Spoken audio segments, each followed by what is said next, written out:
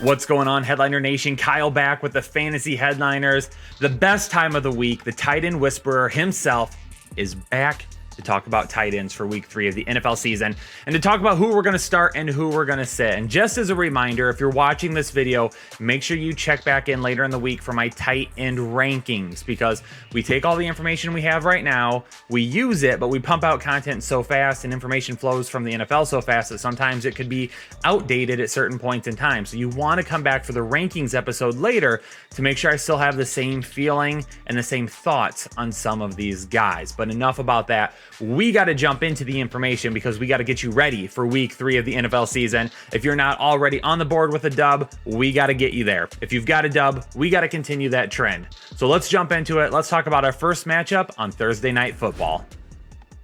I did it, ladies and gentlemen. I broke the curse of Mike Gesicki. That's right. Dating back to last year, I can't even count how many matchups now. No matter what I told you to do with him, I was wrong every single week. Well, I finally nailed it. Had him as a start last week. He ended up being a start, and we're going to roll with it again this week against Jacksonville. Right now, Mike Gesicki, I love what they are doing with him on the outside. Okay, Mike Gesicki is basically a wide receiver that is tight end eligible, because that's the type of volume that he's getting, and that's the type of mismatches that they're putting him in on. So I like that. I'm okay with that. We're going to continue to play him unless you have somebody that has a lot more upside than what Gesicki has. Right now, working out of the slot, he's first in yards, and he also leads all tight ends that have double-digit targets and average depth of target at 11.93 yards. So this is not a dink-and-dunk offense with Mike Gesicki. They're getting him down the field, and they're really using him to exploit defenses. Right now, Jacksonville, over the first 2 weeks of the season, has given up 22.5 fantasy points per game to opposing tight ends, third worst in the league. For Jacksonville, though, not much to be excited about over there. Yes, Tyler Eifert caught a touchdown last week, and really Eifert, that's where his volume, or that's where his value lies, is he has to catch a touchdown. There's just too many other tight ends right now that I think are getting more than enough volume for me to basically waste a start every week on Tyler Eifert. So Tyler Eifert's going to continue to be a sit. O'Shaughnessy is going to continue to be a sit for me. Miami right now is allowing the third fewest points to opposing tight ends. They only allow 3.15 fantasy points per game to tight ends. So neither of those guys have a whole lot of value this week. Besides, I expect the Jacksonville wide receivers to absolutely explode. So they're probably going to see the most volume. Houston at Pittsburgh, and the Houston tight end dilemma is one that's going to be tough to try and figure out, especially finding out now that Will Fuller is not even questionable for this week. He's not even on the injury report. So Will Fuller should be out there on Sunday for Houston. But it's Jordan Akins that's catching my eye a little bit more right now. Darren Fells was the guy before the season, and I was like, if Deshaun Watson's going to go to the tight end position at some point, I think it's going to be him. I mean, at one point last season, Darren Fells was a top 10 tight end. It's a little up and down. It's a little bit of a roller coaster with that position. However, Jordan Akins is the volume guy right now. So Darren Fells is kind of going to continue to be that red zone target, the guy that could score every single week. But Akins is going to be the guy that's going to get the most looks as of right now. Akins is getting that volumes. Right now, he has 47 snaps out in the slot, which is the same amount, okay? The same amount as Mike Gesicki. So we talk about Mike Gesicki and what he does being moved out to the slot and being utilized more as a wide receiver. With Jordan Akins, they're trying to do the same thing. And he is second in yards out of the slot for tight ends as well. So they are really trying to get him into the game plan and utilize him as much as possible. So he's going to be a start for me this week because I think they can do that against Pittsburgh. For Eric Ebron and Vance McDonald, basically because Deontay Johnson and Juju Smith-Schuster are getting so many targets. And then you've got James Conner in the backfield, who they're running the ball with quite a bit. And then you've got James Washington or Chase Claypool, who then is sucking up kind of the remainder of the volume. That's not leaving a whole lot for Eric Ebron, and definitely not enough for Vance McDonald. Eric Ebron, probably on a weekly basis, going to get you anywhere between 4 and 6 targets. However, the volume with that is probably not going to be enough to be a start every week unless he scores a touchdown. But again, because of James Conner, because of Juju, because of Deontay Johnson, I don't know if I want to bet on Eric Ebron to be scoring a touchdown every single week. It'll be something to monitor going forward. If we have any issues, with injuries or ineffective play, maybe we start to see him a little bit more. If they get into some more games where the negative game script kind of comes into play and they got to throw it more than what they already have, maybe at that point we take a look at it. Houston this week, though, at Pittsburgh doesn't feel like one of those game script games. So for me, I'm going to go ahead and skip out on Eric Ebron in week 3. Cincinnati at Philadelphia. And there's one thing that we have found out over the first couple of weeks of the season. It's that Joe Burrow loves his tight ends. Not nearly as much as I love tight ends, but he still loves his tight ends. Drew Sample's going to be a start for me this week. Last week against Cleveland, CJ, who's your mama? Okay, that's the joke, ladies and gentlemen. I'm not changing it. I know how to say his name. CJ Uzoma, okay, but we call him Who's Your Mama. And Drew Sample combined for 15 targets, 11 receptions, and 87 receiving yards. Okay, he's going to continue to look Drew Sample's way. And I'm going to go ahead and roll with him against Philadelphia this week because he'll probably, again, be a main component in that offense because Joe Burrow's feeling comfortable with that connection. Now, also, it's going to depend, too. Joe Burrow isn't going to throw the ball 60 times a week either moving forward. So some volume is going to have to give, whether it comes from the tight end, whether it comes from A.J. Green, whether it comes from Tyler Boyd. Some of that is going to have to come back. So the key here is to get out in front of that. As soon as we see some of that volume start to tick down, where is Burrow going the most? For right now, I'm still going to believe he's going to be going out to tight end quite a bit. For Ertz and Goddard, I'm going to list them both as starts again. But we're playing with fire with these guys, people. And I'm going to be honest with you. Right now, we're chasing volume. But volume doesn't always produce points, right? We hear it all the time. Volume is king in fantasy football. And while I get that, and while I understand it, and while volume really can correlate to, high ceilings, doesn't necessarily mean it's got the safest floor with it as well. We've seen with both of these guys, they're getting quite a bit of volume to start the season. But really, for Goddard, had huge volume in week 1, kind of disappeared last week. Zach Ertz, week 1, he had to score a touchdown to be a start. If he hadn't scored a touchdown, he may not have been a start. So these two going back and forth right now, we're finding out Jalen Reagor is probably going to be out for the next 4 weeks. So that helps make this decision better because Deshaun Jackson, who also may be a little bit banged up right now, is really their only wide receiver weapon that is worth anything. So I'll make sure I put that, mark on there that's worth anything. Ertz and Goddard for me, we're going to go back to this week. Just be careful with it. All right. They should still see tons of volume. And because of that, we're going to play them. However, there are some guys that I will still continue to put above them. And if they pop off that week, that's great. I've got them listed as a start. If you own them, that's fine.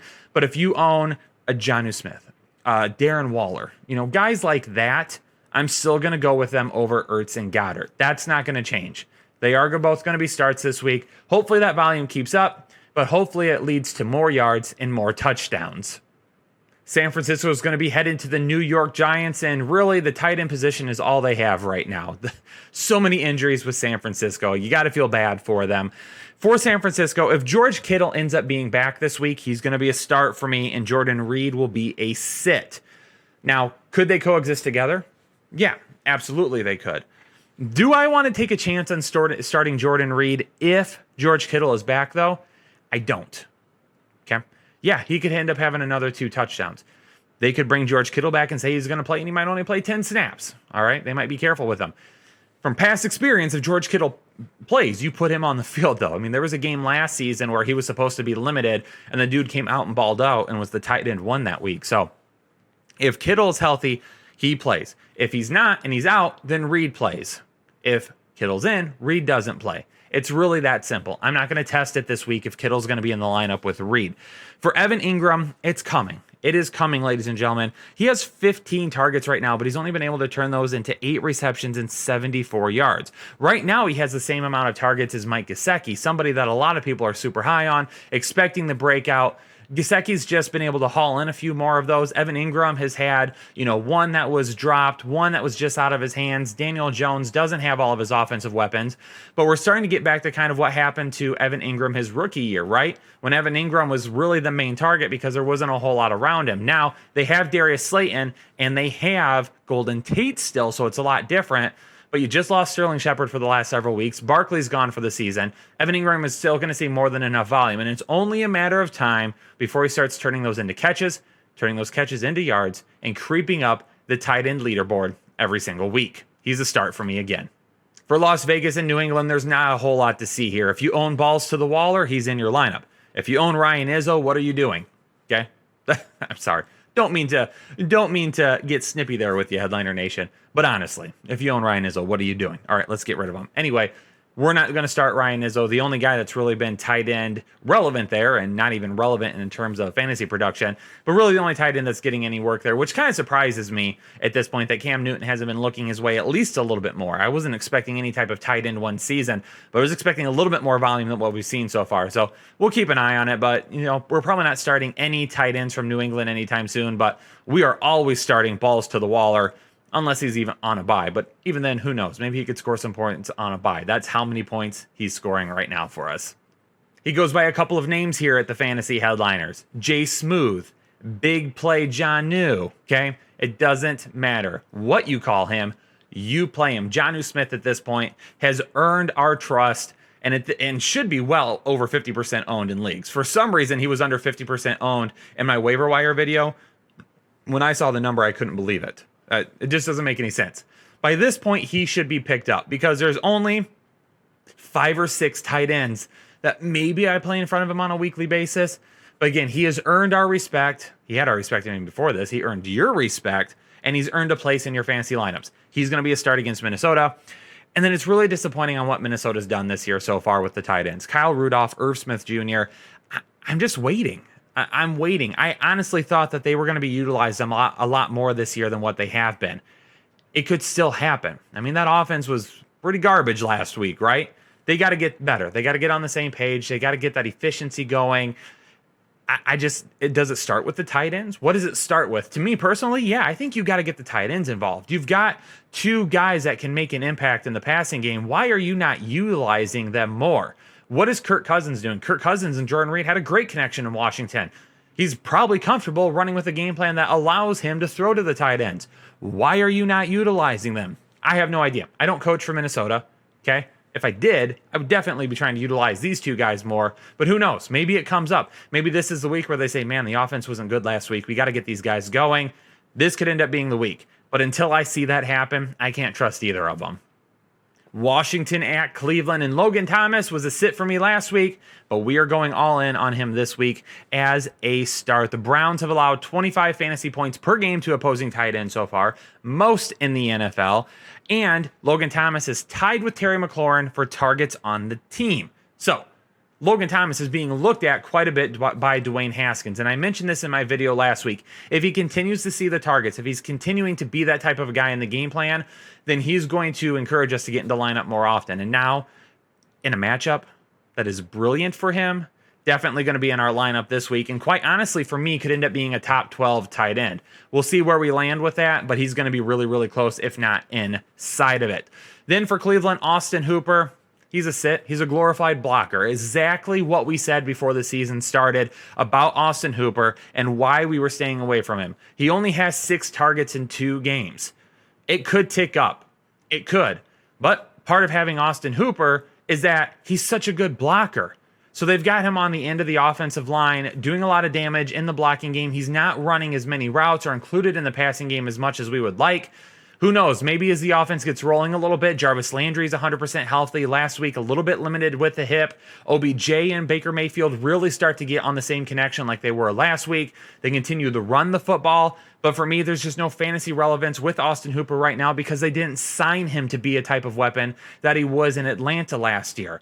And that's what I told a lot of you over the offseason when I broke it down, that the reason he was such a weapon there is because they didn't have a run game. They had to utilize him over the middle of the field on routes that were less than 10 yards because they had absolutely no run game. I'm getting myself worked up. I can't even talk, okay? I'm discouraged by the usage of Austin Hooper. I'm not seeing anything that has changed my mind from the offseason. I tried to give him the benefit of the doubt as a start last week, but for now, he's going to be a sit until I see them actually try to include him in the gameplay a lot more often. I brought this up last week during my tight end start and sit video, and hopefully you were all listening. But I told you that the Rams could be moving away from that 12 personnel set, and that is exactly what happened. Last season, and to begin this season, the Rams utilized 12 personnel. 2 tight ends on the field, you got 2 wide receivers outside, and then of course you got your running back in the backfield. Van Jefferson has forced their hand though, and said, Nobby, you got to get me on the field a lot more.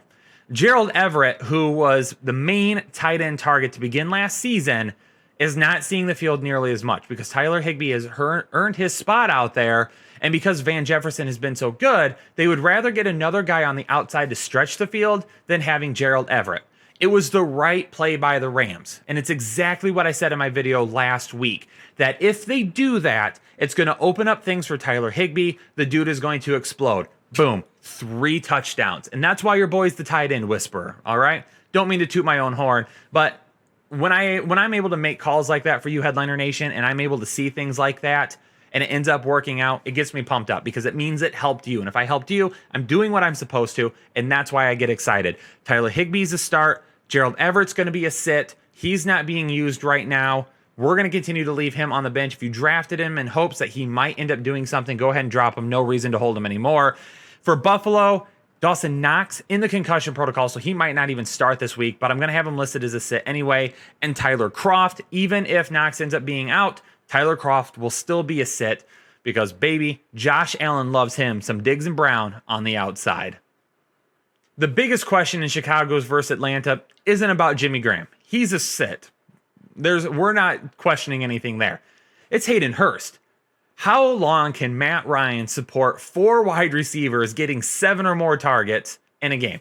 And not even 4 receivers, 4 players. Russell Gage, Calvin Ridley, Julio Jones, the main targets there. Hayden Hurst didn't look good week 1, looked good last week. But was that because of facing Dallas? Was that because Dallas wasn't able to keep up with him? If Leighton Vander Esch had been healthy, would he have been on Hurst a little bit more and been able to contain him? Was it because of the score? Was it because of how many passing yards were going back and forth between the two teams? How they were moving the football? He's going to be a start for me again this week. I'm still just cautioning everyone to be careful. A lot of people still think, this is a top 5 tight end. I'm thinking more lower tight end 1 than anything at this point. So again, just be cautious with it because so much volume is going other places. Hayden Hurst's volume to me, or fantasy relevance to me, lies within the touchdown. If he can score each week, he'll probably have more than enough volume to go with it to be like a mid-tight end 1. But if he doesn't get the score each week, then he's going to be a guy that borders on double-digit points every week. Carolina and LA, well, Ian Thomas was really hoping he'd be more involved in the passing game than what he was. And who knows, maybe with the injury to Christian McCaffrey, we see that, although I think some of that CMC volume goes to Curtis Samuel instead.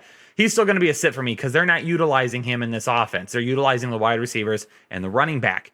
On the flip side, for LAC, Hunter Henry, he's healthy. He's healthy. He looks good. He's playing good.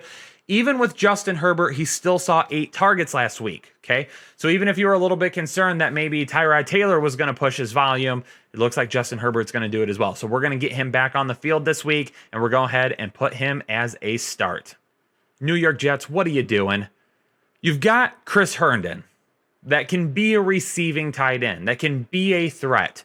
And you're using him to block more than you are running routes when you're missing your top 3 wide receivers. Can Adam Gase get any worse? Can he? No, I'm asking the question. Anybody out there, can Adam Gase be a worse head coach than he already is? The sad thing is he's probably going to get fired and still get a job elsewhere running an offense. And he doesn't deserve that. Chris Herndon is going to be a sit for me. And it sucks because they're dealing with a lot of injuries right now. They need pass catchers, and they're using him as a friggin' blocker. So Jets summed up in a quick sentence for you. Mo Alley Cox, though. Mo Cox, more problem. What? No, that didn't come out right. I don't think we're going to keep that as a thing. Anyway, fire him up this week. Jake is going to fire me for saying that in the middle of a video, but I'm not taking it out, and I want to see Taylor's reaction when he sees this. So, Headliner Nation, just stay calm. I apologize. That was off the walls. Fire up Mo Alley Cox this week. The guy absolutely ate last week with no Jack Mother and Doyle. I wonder which Mo Cox, Mo Problem, or Jack Mother and Doyle. Which one do you like more? Man, I cracked myself up. If Swag Rich were here, everything would be off the wall. I digress. Let's get back into it. Mo Alley Cox, definitely going to be a guy that's going to be utilized quite a bit. Paris Campbell goes down with that injury last week. Mo Alley Cox could end up being that number 2 target now for Phillip Rivers. I mean, he's utilized his tight ends quite a bit in the past. So a guy like this who is an athletic freak that can go all over the field. Heck, at this point, his 100-yard receiving game last week is the same amount of 100-yard receiving games Jack Mother and Doyle has had in his entire career. So Mo Alley Cox, definitely going to be a start for me because I think he's got some decent upside this week. Dallas at Seattle, and Blake Jarwin was a popular breakout for a lot of people this year, but I cautioned you against it because would the volume be there with 3 other wide receivers that would be getting a ton of volume? Well, so far, the tight ends actually have been producing. Blake Jarwin had a decent week 1. Dalton Schultz comes out last week and really plays well after Blake Jarwin tears his ACL. But for me, I'm not really going to start him moving forward. Keep in mind, that game last week with Atlanta was back and forth. You're not going to see a whole lot of games like that this year. Yeah, Dallas is going to be able to push the ball down the field quite a bit, and they have enough targets to go around. But if Schultz is like the number 4 guy every single week, behind Zeke, behind Lamb, behind Gallup, at this point, he might make his way in front of Gallup. Yeah, maybe he has a little bit of upside to him, but I don't know if you want to play a tight end that has that many weapons around him that are superior receiving athletes than to what he is, okay? If he was different, if he was a George Kittle, a Travis Kelce, a Mark Andrews, like that type of athlete, that type of receiver, then yeah, maybe we roll with it. But the other guys around him, Cooper, Gallup, Lamb, Zeke, they're all above him in terms of athleticism and pass catching ability. That's why I still have him listed as a sit. I just don't want to risk it with them. And then Greg Olsen and Will Dissly, gotta list them as a sit. Yeah, maybe they score a touchdown every single week, but you got Tyler Lockett, you got DK Metcalf. They're going to continue to run the football quite a bit. David Moore is getting 6 targets a game right now. Just not enough there for the tight ends. Even if they score a touchdown, probably not nearly enough upside to find their way into your lineup every week. Tampa Bay at Denver. Last week, I was willing to give O.J. Howard the benefit of the doubt. Good week 1. Didn't have Chris Godwin last week. Didn't return any value either. And neither did Gronkowski. Gronkowski does not look like his former self yet. He's not really being included in the passing game the way he used to in New England. This is a toss-up every single week. For right now, they're going to be sits for me. I know a lot of you drafted Gronk expecting him to be your tight end 1. I know a lot of you may have picked up O.J. Howard last week thinking you might be able to use him moving forward. But it's going to be a toss-up every single week. You might as well flip a coin and have better odds than who's going to score a touchdown or who's going to put up a decent amount of volume, because it could be anyone any single week. Godwin could get the volume 1 week, then Evans, then Scotty Miller, then O.J. Howard. Maybe Gronk breaks out at some point in time. Who knows? I think it could go anywhere. It's all going to depend on the defense and who they're trying to pay the closest attention to. And then Tom Brady's just going to go to who's ever open the most. Okay? That's just how it works. So it's going to be difficult to try and peg down every single week if we should start or sit these guys. So for me, I'm just going to go ahead and list them both as a sit and expect that the volume and the big plays are going to go to Evans and Godwin. And we'll have to keep an eye on Godwin this week and see if he will end up playing. For Denver, Fant's going to be a start for me, but I think his ceiling is very low. When you miss Cortland Sutton, and when you're a tight end that's really been kind of the main target there the first couple of weeks, you don't sit guys like that. However, Tampa Bay is only allowing 7.5 fantasy points per game to opposing tight ends right now. So far, so good. Not that we should buy into that too much. It is only week 3 right now, but just keep in mind, this is a Tampa Bay defense that is much improved over last season.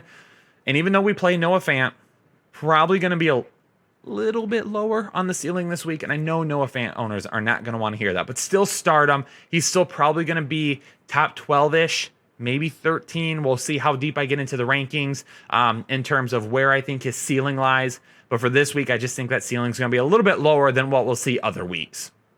Detroit at Arizona, and TJ Hawkinson had his famous breakout game last year against Arizona. And when I say famous breakout game, I mean his only breakout game, his only game ever that he played well, it seems like. Anyway, last year he shredded Arizona, but this is a different Arizona defense this year. And this is one that includes Isaiah Simmons. Again, Isaiah Simmons, a guy at Clemson who was drafted by Arizona in the first round that can play all over. He played corner, he played safety, he played linebacker, he played in the slot. He can go all over the place, and do not be surprised if he covers TJ Hawkinson a majority of the time this week. And if that happens, Isaiah Simmons is better than what TJ Hawkinson is. Isaiah Simmons will shut him down. TJ Hawkinson is a sit for me. They haven't really been using him. He hasn't been playing as many snaps as we would like. His target share is not very good. And Kenny Golladay could be back this week. So for me, if you own TJ Hawkinson, if he's your only tight end, find somebody else with more upside this week. TJ Hawkinson is not it. And again, to the Dan Arnold faithful out there, you're still not starting him. Drop him. Get rid of him. He doesn't matter right now. Green Bay at New Orleans, and Green Bay's got 3 tight ends that they're trying to utilize right now, but none of them are getting any volume. Now, Devontae Adams looks like he's probably going to go this week. Again, had a little bit of the ham issue last week. You still have MVS. You still have Lazard. I can't imagine that the tight ends are going to be getting too much work anytime soon. Aaron Jones still receiving a lot of that work out of the backfield. So, Mercedes Lewis, Jay Sternberger, Robert Tonyan, all of them are going to be sits. And then for New Orleans, it's going to be Jared Cook. And we're disappointed in his performance last week, right? I did not see that coming. With no Michael Thomas going up against the Raiders, I absolutely assumed that Jared Cook was going to have a better game. He was one of my safer tight ends. Good thing he scored a touchdown because he would have screwed a lot of people if he didn't. But I'm going to go back to him this week against Green Bay because once again, they're going to have to move the ball. Green Bay is going to come in ready to throw it as well. Green Bay probably going to be able to keep up with them a little bit. They're going to need Jared Cook this week against Green Bay. Monday Night Football is all about Patrick Mahomes, Lamar Jackson, Travis Kelce, Mark Andrews, Tyreek Hill, Hollywood Brown, the Chiefs, and the Ravens. Looking forward to that matchup. Probably one of the best matchups we will get all season long. And there's one simple answer to the tight ends in this matchup. It is yes, start them, don't sit them.